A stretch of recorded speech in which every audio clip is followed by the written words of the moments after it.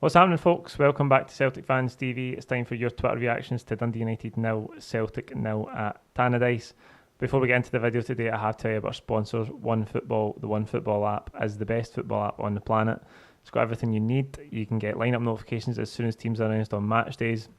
You can get pre-match stats. You can get all the Celtic-related news sent straight to your phone as soon as it breaks as well. You can add widgets to your home screen to keep up to date with our next fixture, who it's against, and what the kickoff time is. You can download the app by clicking the link in the description of this video. It's free to download wherever you get your apps on your phone, and it's a brilliant way for you to support the channel. So if you always watch and you want to do something to help out, downloading the OneFootball app is the thing to do. We'll start this afternoon with Patrick Murphy. Our club is at a pivotal crossroads. The Ibrox club will aim to build on their position of strength, whereas history tells you that we'll opt for the cheap option and not invest effectively enough. Monumental decisions need to be made, otherwise we're in deeper trouble than we think. I agree with Patrick there. I think today is obviously the final nail in the coffin. We knew that this was coming months and months ago. The league title wasn't won today, it was confirmed today, but it was lost on our behalf months and months ago. I think there is a huge crossroads coming up, as Patrick says. I think there's a lot of big decisions to be made. I think we've made the situation worse by persisting with Neil Lennon for as long as we did. I hoped that we would get some sort of bounce with John Kennedy in there. It doesn't seem like it's happening. I know it's only 2 games that he's been in interim charge, but there doesn't seem to be that immediate morale boost, the energy lift that I talked about after Neil Lennon left. We haven't really seen any of that. We've seen it maybe a little bit in the first half, both last week and this week. I thought some of our play in the first half today, the first 20 minutes, was really good.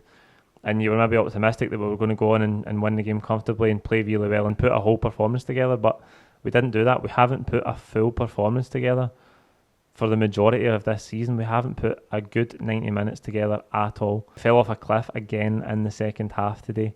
The players' tanks are empty at 70, 75 minutes. The shape was all over the place. Everything went to pot. And Dundee United had the better of the chances in the last 10 minutes, and that should just never be the case, but it has been the case all season. I've got a lot of players leaving, a lot of players' contracts running down, a lot of players who have probably had their time at Celtic. Their best days at Celtic are behind them. We're obviously going to have a new chief executive. We've got a new manager hopefully coming in, a new coaching setup, a new director of football hopefully as well. The change this season at the club is going to be huge, and we have to get things right because we have got a mountain to climb in terms of the state of the squad, the profile of the squad, where the club is at, and what's at stake for the title winners at the end of next season in terms of Champions League qualification. We've got to get it right.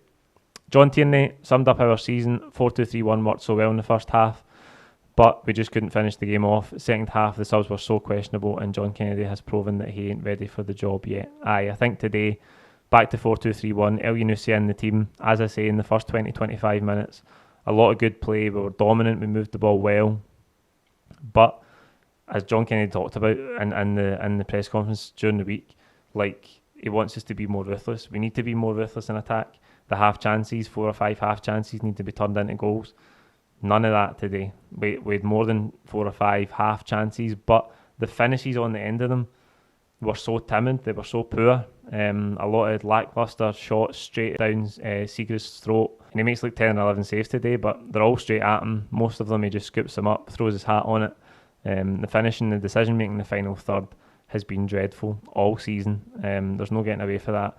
And as I say, I don't know, we can't fix it. The only way we can fix it as in the summer, is ripping it up, starting again with a new high calibre coaching team, a new setup, hopefully new blood in terms of recruitment, and we really need to set a new direction for the club and a new vision. Hoops Lad 67, big clear out needed, poor game again today, ran out of steam for the last quarter. We need a new management team and a big clear out for a new start.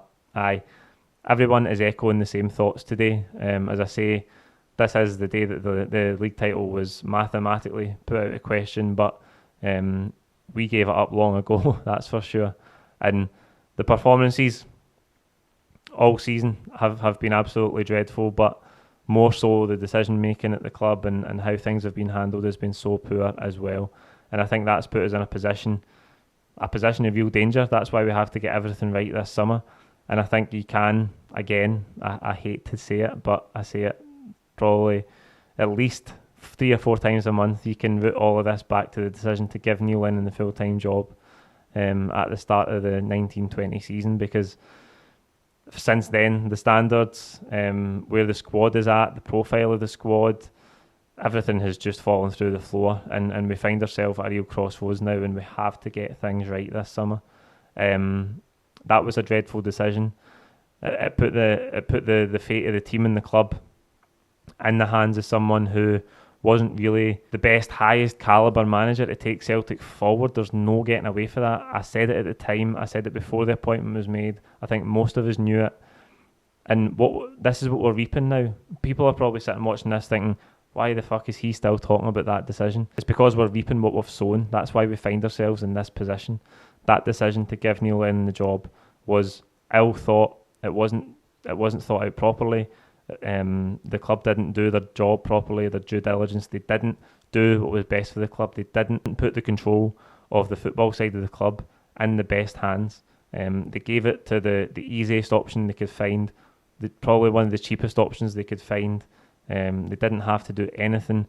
They went with the PR route of put bad news out with good news after we won the treble. And that was telling in itself, that they didn't even give themselves a couple of days to calm down and then announce it. They wanted to get it out because they knew that it was bad news and that most supporters weren't going to back it. But if they put it out right after the final whistle, when we've just won a treble, then most people will just suck it up and buy it. And that's what they've done. That's why we're in this position. There's no getting away from that. And that's why the job this summer for the new chief executive, the new director of football and the new coaching team is absolutely monumental. Alex O'Donnell, how many chances did it take to score a goal? 25 shots, 11 on target, simply not good enough. Good to see James Forrest back, but we move forward to next season. We talked about this just off air there with the guys. 27 shots at goal, less than half of them in target. Again, symptomatic all season. We're shooting on sight. You can tell by watching the team that the players have been given the authority to hit a shot as soon as they get a chance. And even after the first 20 minutes of good build-up today, we resorted to that. Elyounoussis blasted one out of the park for about 30 yards. McGregor hits 2 shots when he's got better passing options available. Turnbull hits a shot when he's got a better passing option available. And then in the situations where you were screaming at somebody to shoot, like Lax out at the back post in the second half, he delays and he waits for a pass, and it comes back to the decision making. Everyone looks like rabbits in headlights. The confidence, the conviction, the lack of conviction in the team is so stark it's untrue. And as I say, we've got a big job in our hands. Matt Masters, worse than usual, and that's saying something. An embarrassingly fitting end to an embarrassing season. The rebuild can't start soon enough, and a total clear out is required. We'll finish tonight with Raymond McClellan. No surprises, this isn't going to be a quick fix, but the suffering is over and the rebuild begins. That's it. The inevitable has been confirmed. It was probably our worst fear about 4 months ago. This is how it would end, but listen, it's done now. We can start to look towards the summer, and I think the quicker we get announcements from the club in terms of a director of football and hopefully a new manager, the better. Because as I say, the job that we have got on this summer is absolutely huge. That's it. Like the video, comment with your own thoughts below. Don't forget to subscribe if you haven't already. No game next week, but we'll see you soon. Cheers.